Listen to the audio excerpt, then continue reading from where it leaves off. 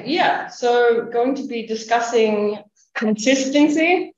Thinking about consistency, one of the reasons why I often want consistency is because of this idea, as I've tried to illustrate, though it's not my picture, this logical explosion.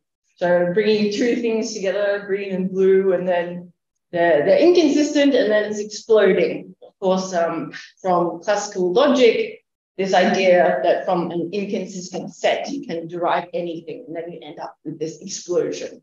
So that's the illustration there. So, yeah, as we're all here, looking to find the theory of quantum gravity, and as we've seen, kind of this theory is supposed to describe the domains where both GR and QFT are necessary. And the new theory somehow has to combine these two existing frameworks or take into account the lessons of both these frameworks. So that's the very general motivation. And as we've seen, many different approaches because this lack of empirical guidance, quantum gravity without experiment. So thinking, stepping back, we've seen in the past few talks a huge list of desiderata or constraints on the theory or problems that different people take to be important and big disagreements between them. But a lot of these problems are already, as I tried to say, like a bit like problems of our own making. They're already coming from the attempts to combine these theories. So I wanted to kind of step back and think, well, why are we even looking for the theory in the first place? Why are we trying to put these frameworks together? Because, of course, normally we're motivated by some problems with existing theories, conflicts with empirical data, but in this case, we're not. So why are we actually doing it?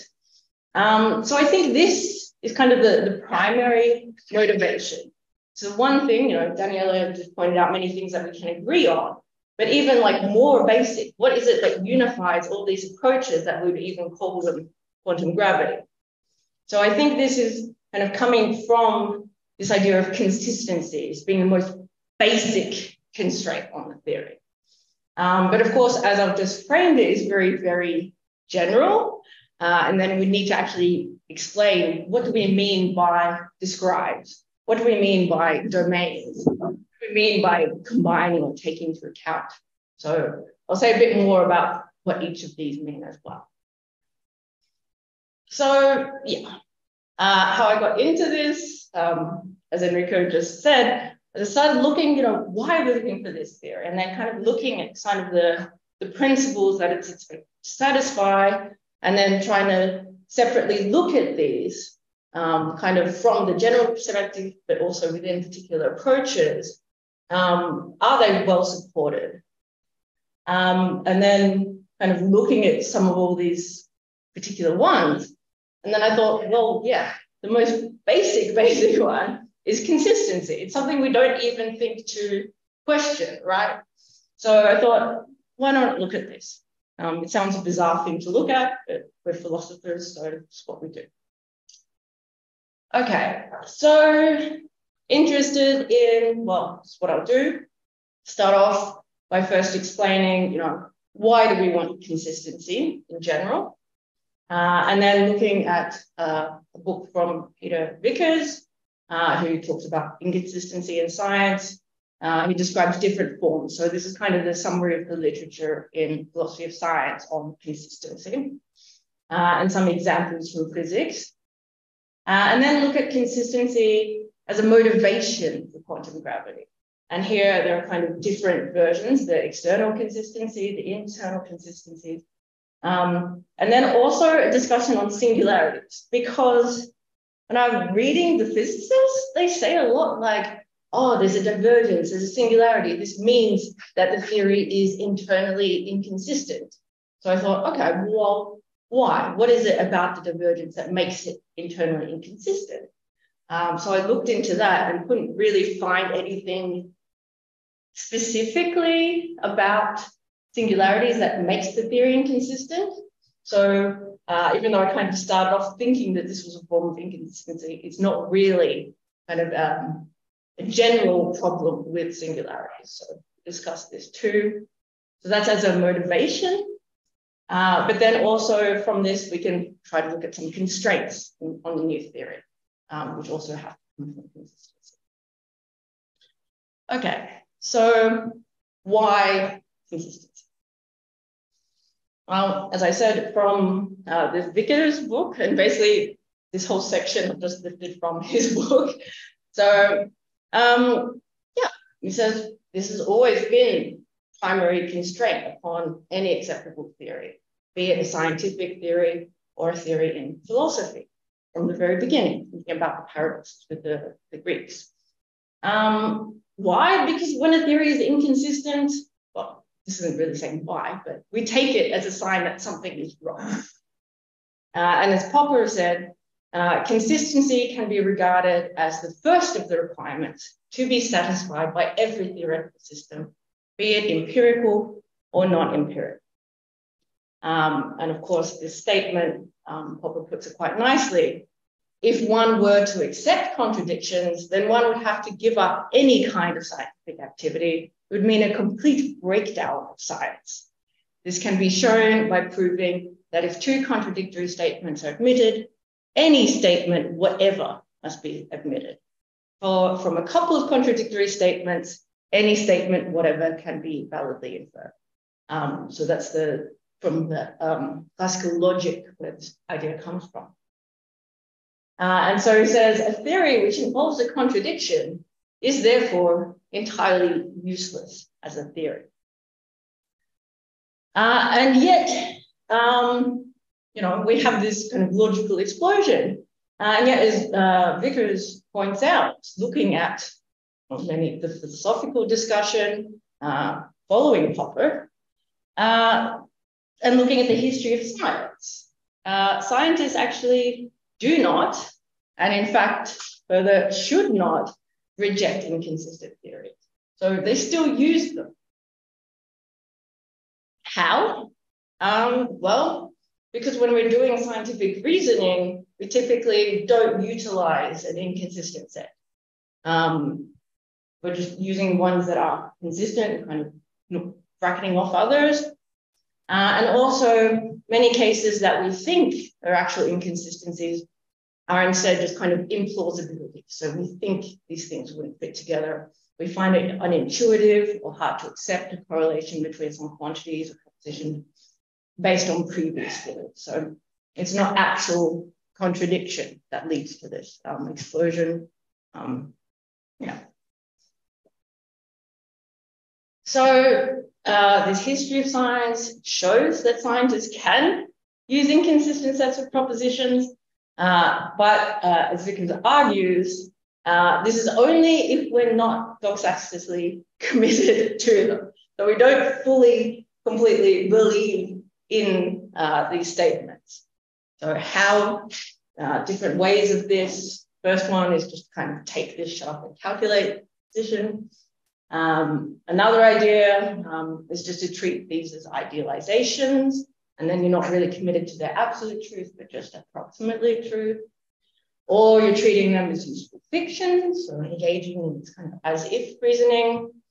But when you're doing that, you kind of have to be careful with the actual conclusions you're drawing.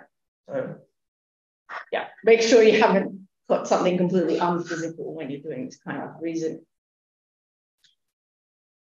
But yeah, so Vickers argues that you can use inconsistent sets of propositions in your reasoning as long as you're not doxastically committed to them.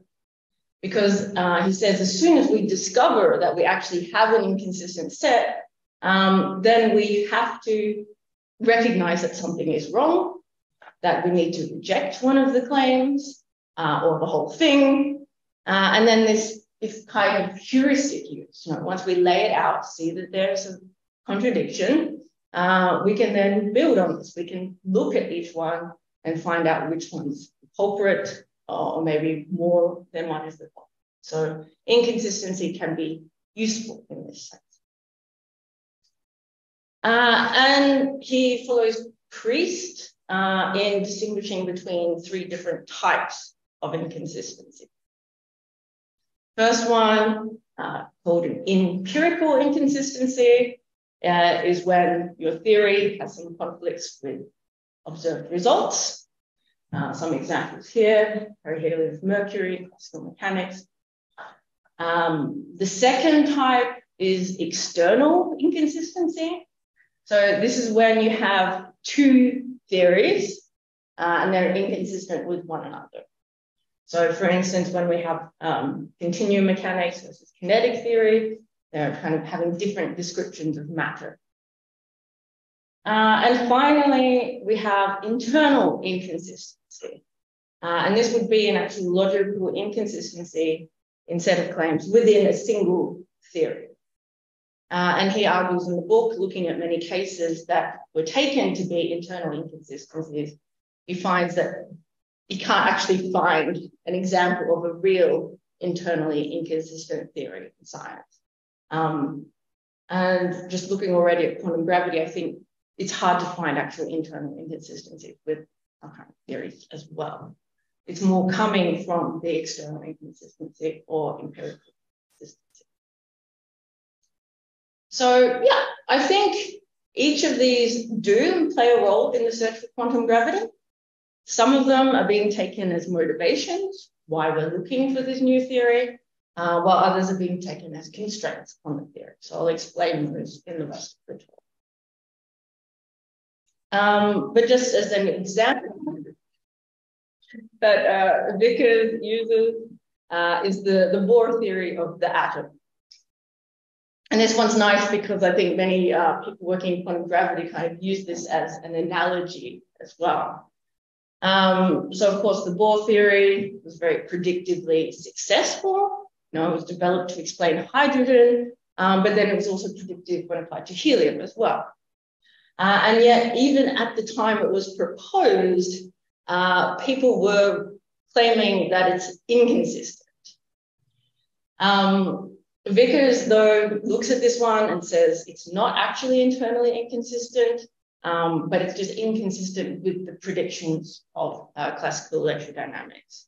Because electrodynamics predicts that the electron will eventually fall down into the nucleus, if you're following this Bohr model of the atom, because it's losing energy as it orbits around, and at which point where it collapses in, the force becomes infinite. And so contemporaries said, this is just nonsense. Maxwell's equations are valid under all circumstances. An electron in orbit must radiate. Another one, the theory is in greater or less contradiction with ordinary mechanics and electrodynamics. And then, of course, this problem, the divergence, was solved by the development of quantum mechanics in several different aspects, right? It firstly rejects this classical picture of an electron just orbiting around the nucleus. It also confines the electron to discrete energy levels and just allows discrete quanta of energy to be emitted. And also that the lowest energy level allowed is where the electron is kind of located at a finite distance from the nucleus, so that it can't collapse in. So what this example shows is that the inconsistent theories, they can be successful, as this one was, but also that the removal of the divergence and resolving the inconsistency can be heuristically useful to the development of the new theory. And again, like I said, this is kind of used as an analogy. Many people working in quantum gravity, thinking that gravity itself should be quantized and that quantum gravity solutions have a discrete spectrum, similarly to this, and in this way that singularities in GR or quantum field theory can be avoided. But notice here that it's not the presence of the infinity itself, it's not the divergence that's the problem. It was just the conflict between this and Maxwell. And I think this is also true in the case of our current theories, we have infinities, singularities here that people are taking to indicate that theory is incomplete or inconsistent. But it's not necessarily the case that having a divergence in your theory means that it's inconsistent or incomplete. So not in general, but it can be. Yeah, that's more details I will skip. But another example along the same lines, of course, is the UV catastrophe. So the classical prediction being that black line there from the Rayleigh-Jeans law, of course, predicts unbounded energy as we approach the UV, which it's a divergence. But here again, the divergence wasn't the problem. It was inconsistent with experimental observation. So it's an inconsistency of the empirical kind. And of course, again, this problem was solved by Planck in the development of quantum theory by only allowing discrete quantum energy. And then his was the blue curve, which was consistent with measurement. Okay, so that's why we want consistent theories, but also why inconsistency can be useful, and also that the divergences themselves aren't the problem, but the conflict with experiment. So let's now look in quantum gravity. How is consistency motivating the theory? Well, normally when we're looking for a new theory, as I said, it's because we've got some empirical inconsistency. Our current theories have predicted something that doesn't match up with what we know, or we've gone out and we've seen something and it's in conflict with what we know already from our theories. But of course, this isn't the case with quantum gravity. So instead, I think the primary motivation here is this supposed external inconsistency between quantum mechanics and general relativity. But there are also other motivations which are apparently coming from internal inconsistencies with the theories, not just in GR and QFT, but also like semi-classical gravity or low energy quantum gravity. But I think we need to actually look at these ones, the external inconsistencies, more, to actually kind of pin down the actual conflicts in our theories and examine these more closely. Yeah, I think that's a good point, because it's kind of trying to find, people talk about these theories being inconsistent, but no one's really like pinned it down precisely. So Daniela had a good slide there. I'll have to get that off you. So the problem is these theories are both supposed to be fundamental. They're both supposed to be universal. They're applying at all scales, in all domains. And yet they're saying conflicting things about the world, which for all practical purposes, we can ignore. So these are just some examples that I'm not very committed to, but what people kind of tend to say when you ask them what the conflicts are. But these are kind of the ones that I think you need to actually look at and be more precise and find, are they actually conflicts? Lay it out and see, using that heuristic approach from Vickers, which ones can we then look at? Yeah, because of course we're expecting to need both of these theories in some particular domains. And this is where we've got this primary motivation coming from the external inconsistency. So I said we need to talk about what does it mean to describe, what do we mean by the domains, and what do we mean by the theory taking into account the lessons of both our current frameworks. So starting with the domains, where do we expect quantum gravity to be necessary? Actually, of course, we already have a theory of quantum gravity, what Wallace calls low energy quantum gravity, which does combine GR and QFT, and has been relatively well confirmed, depending on where it's applied. So direct you to his paper there. So basically what this is, semi-classical gravity plus a treatment of the fluctuation. So he does it with the path integral formulas. But of course, this theory, low energy quantum gravity, is supposed to break down at high energy at Planck scale. Now, we can think about this breakdown as being a symptom of the external inconsistencies between the ingredient theories, that we'll kind of put them together and it's breaking down high energies because there's some conflicts within them already. So external inconsistency between our current theories, put them together, and then it becomes an internal inconsistency with low energy quantum gravity. But notice that this doesn't mean that the theory isn't useful. They are using it, they're getting predictions out of it, and it might not indicate that the theory is not self-consistent either. We use effective theories.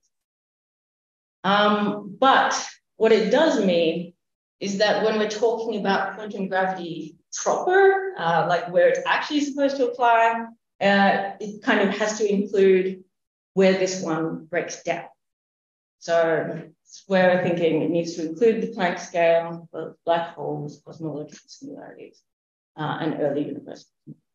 So I think this is kind of how we're arriving at the domains as being defined by the need for consistency. The next one, a bit more about what we mean for a theory to describe these domains. Ideally, it would mean that the theory gives predictions in these domains that are tested and not falsified. But in our case, more minimally, we can just say, well, the theory is giving us predictions in these domains that are at least physically reasonable. So the theory is formally predictive. And finally, this idea that it needs to take into account the lessons of both theories. I think Ashtikar puts this quite nicely, kind of showing these kind of several different ways in which you can go about this. So he says, everything in our past experience tells us that the two descriptions of nature we currently use must be approximations, special cases which arise as suitable limits of a single universal theory. That theory must be based on a synthesis of the basic principles of general relativity and quantum mechanics. This would be the quantum theory of gravity that we are seeking. So I think kind of putting this out, kind of necessary ways here. Firstly, we need to be able to recover both quantum mechanics and general relativity in their respective domains, and that it should combine the principles of both theories. But I think I saw him in another quote too, when he's talking about synthesis here, it doesn't mean we have to actually take all of them and merge them into a kind of new principle. Instead, more weaker, we can just say, well, QG could just feature one or more principles from each of the respective theories. They don't actually need to be synthesized in a really universal way.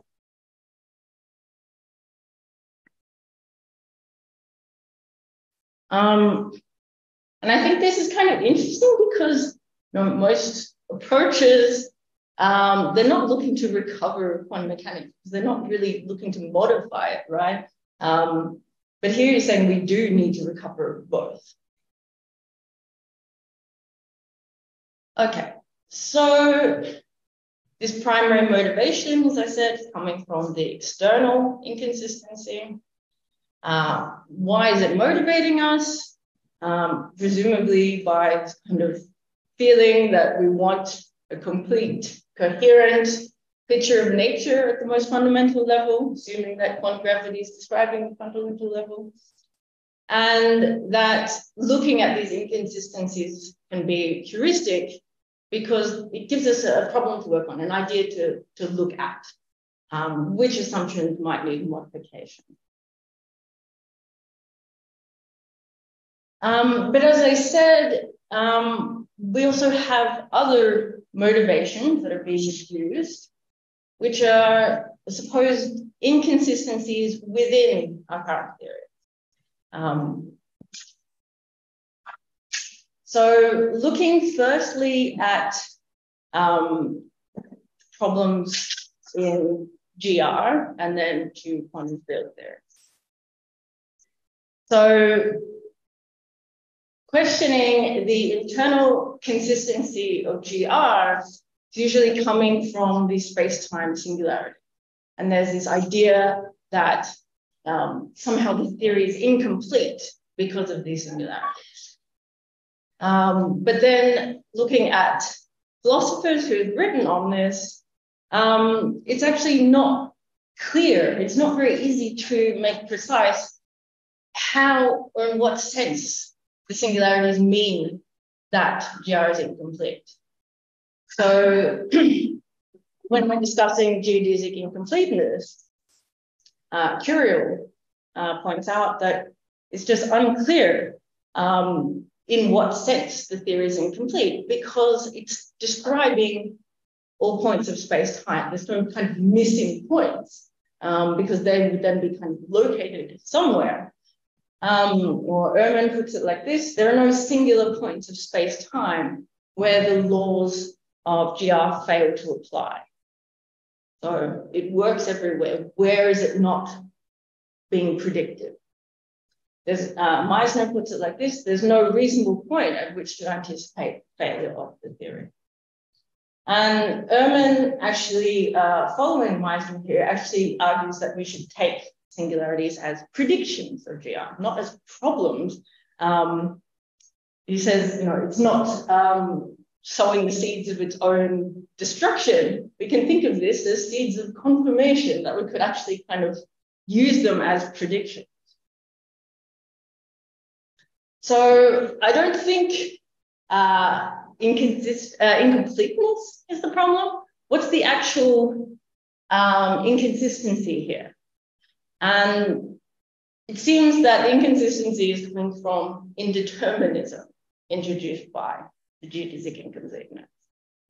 So Curiel puts it like geodesic incompleteness means that particles could pop in and out of existence right in the middle of singular space-time, and space-time itself could simply come to an end through no fundamental physical mechanism. And Ehrman, these jokes are like, if you've read his book, he talks about, green slime or like 1,000 TV sets with Nixon's speech popping out of black holes. So just any random stuff can happen if we're admitting geodesic incompleteness. But here it's actually not the indeterminism itself that's the problem. It's the inconsistency between GR taken as a deterministic theory and then kind of predicting indeterminism. So that's an actual inconsistency, right? So if geodesic incompleteness leads to a lack of predictability and determinism, and this were visible to outside observers, then the laws of GR would perversely undermine themselves because we've kind of set it up to be a deterministic theory based on all our observations that this random shit doesn't happen, and then it's predicting that it does. So that's an actual inconsistency. And Ehrman then tries to motivate saving it, so saving the theory from this perverse undermining of itself, basically its fate, he says, rests on strong cosmic censorship. So, won't explain it, I guess you know, but if we have strong cosmic censorship, it renders these singularities harmless because the violations of predictability will not be detectable even to local observers. So I think the idea is that, you know, you're just floating along and then you just disappear. You won't notice any random shit, you'll just disappear. So if this is the problem, is this motivating quantum gravity? Is it really this inconsistency that's motivating theory? You know, maybe and maybe not. It depends, firstly, if you kind of agreeing with Ehrman's definition of determinism here. Maybe, you know, talk with other people like Chris Menck or Julius or Wittrich here, taking different definitions of determinism in GR. So if GR isn't deterministic anyway, then if we have this indeterminism, there's not a conflict, and we've got rid of the inconsistency. Another way to get rid of it is just kind of thinking, yeah, maybe it's okay to have an indeterministic theory. Or, yeah, maybe strong cosmic censorship does hold, and then we don't have this extra indeterminacy again. So if you follow these, then it's not motivating quantum gravity. Another argument that physicists often use, De Haro has called it the argument from effective field theory, here discussing curvature singularities. So the idea is that, yeah, treating GR as effective theory, adding these higher order curvature terms, which you can usually neglect, but as you're kind of getting into this region of extreme curvature, they're going to start to dominate. And then your theory is no longer a good approximation to GR. So we have an inconsistency here between GR and the expected quantum effects that are supposed to come in these regimes. But notice that this one too actually doesn't have to do with the singularities itself. And it's not really an internal inconsistency. So I'll kind of say it's maybe an unobserved empirical inconsistency. So between our theory and expected quantum effects.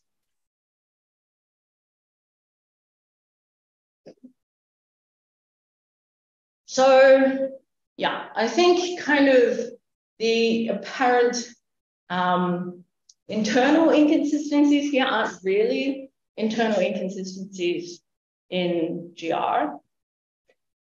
And they're not problems coming from the singularities per se either. It's more like empirical inconsistencies.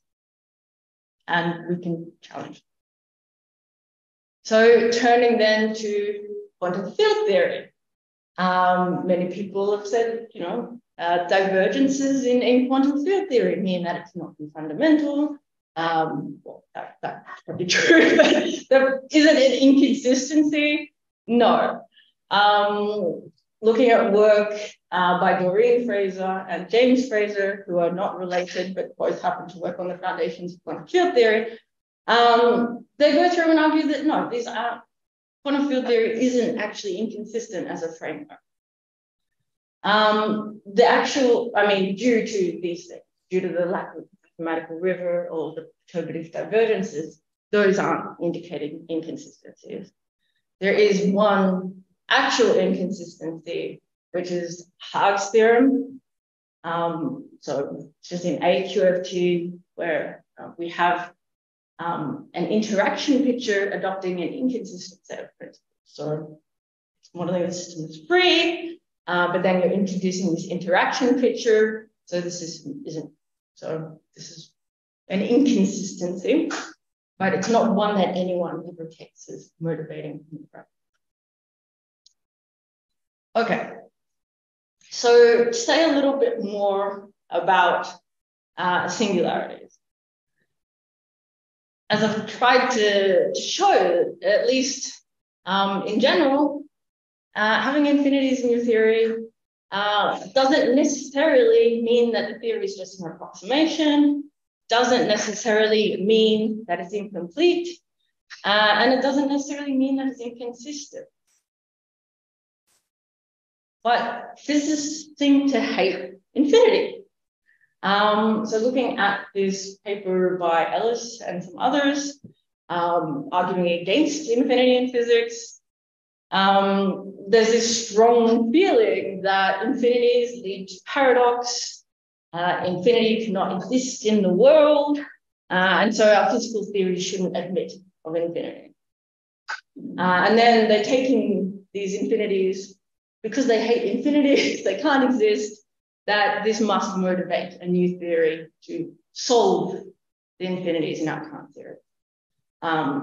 Particularly motivating, maybe not discrete space-time, but a minimal length, at least. So the apparent contradictions and inconsistencies that we encounter when we try to extrapolate the known theories to arbitrary large, or arbitrary small, are widely taken as an indication that the assumption of space-time continuum ultimately cannot be viable. So other physicists who I've read who are against this, Tegmark, Hossenfelder, kind of share this view, but I think Hossenfelder is a bit more reserved on this point. Like, it can motivate it, but it's not kind of necessary. Instead, her argument why we shouldn't have infinity in our theories is that infinity is not measurable by definition. And what's not measurable cannot play a role in our science. So on this view, infinities are just unscientific. So staying with this, if you're following Hossenfelder on this, it's not an internal inconsistency, it would be an empirical inconsistency. We cannot test infinity. So if it's a prediction, then we have a contradiction. But I've been reading more this paper by Ehrman and Meisner, 2 papers. And I'm kind of thinking, maybe it could still be, how they're taking it as a prediction. They're saying how we form beliefs based on our theories is kind of, doesn't require definitive verification, but kind of enough experimental results plus the theory in question and our past knowledge can motivate belief even without definitive confirmation. So even if we can't fully test the infinite, we could kind of test enough that we could believe that the infinities are real. So I'm looking into this now, I'm not so sure. But also you can be kind of careful of naive realism, even if your theory does have infinity in it. If it's not coming out as a prediction, then you might not have to get rid of it if you're taking the problem to be the external consistency. Sorry, empirical inconsistency. Yeah, but still taking it as this empirical inconsistency could be heuristically useful to try and get rid of it anyway. So it can still be motivational to try and get rid of it. Looking at those examples I mentioned. So that's as a motivation for quantum gravity. Let's now look at consistency as a constraint on quantum gravity. And here, kind of 2 different things to think about. The first one is that the new theory should kind of fix up the inconsistencies of our current theories. And secondly, it itself should not have any problematic inconsistencies in it. So it needs to avoid the empirical inconsistency, avoid internal inconsistencies, and assumedly there won't be any external inconsistencies if we just have one theory. And think about that too. And yeah, I think the first one, external consistency as a constraint. So this is coming from the external consistency between current theories, right? So that was the primary motivation for seeking it in the first place. So it needs to fulfill the requirements of the primary motivation.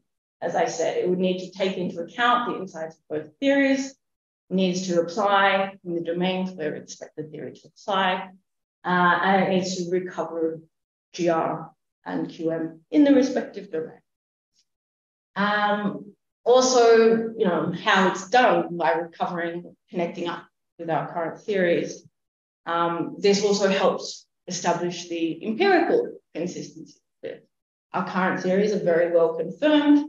So if the new theory can match up with them approximately in the right domains, then it kind of acts in a way as a shortcut to empirical consistency. Another constraint coming from those apparent internal inconsistencies, does quantum gravity need to resolve particular singularities that need to kind of get rid of the infinities in QFT? Yeah, particular ones look more in detail at each of the different singularities and divergences because they are of different types. There's not kind of a general rule there. And yeah, it itself shouldn't have any inconsistency. And again, the reason why we're expecting it to be a fundamental theory, we want some sort of complete explanation. So if there's an inconsistency, it seems like it's missing something. Yeah, and we want the theory to cover all the UV. And be a UV completion of the existing theory. Okay, so finally, of course, we want empirical consistency from quantum gravity. And here there's kind of different categories. So what does it need to be consistent with? We can hope that it's kind of having predictions or explaining things that aren't being explained by our current theories. So problems of dark energy and dark matter, is this a constraint on the theory or not? We also have empirical observations that are explained by our current theories. As I said, this will be explained if we can get a correspondence between quantum gravity and existing theories. And also should be consistent with future empirical observations. So it can make predictions or things that we find in the future, theory can match up with. We're looking at quantum gravity phenomenology there. Okay, so that's all I've got at the moment. As a summary, I'd say, yeah, it's being primarily motivated by this external inconsistency between our two current theories. And this is also serving as constraints. I would really motivate the need to kind of more closely examine the principles of our current theories and see where exactly the conflicts are and are there actual inconsistencies or not. This is important if we do want to use it as a heuristic. Yeah, I've also said that the physicists who are saying that singularities in the theory is internally inconsistent, singularities don't necessarily mean that the theory is internally inconsistent. If anything, it's that theory is kind of inconsistent with observations that we can't test the infinity. Where we have actual internal inconsistencies coming from that clash of determinism and indeterminism, or Haag's theorem, these kind of don't typically motivate gravity. So why not? Should they? I don't know. And finally, just to maybe not be so scared of infinity. It doesn't necessarily mean there is a problem. So yeah, thank you.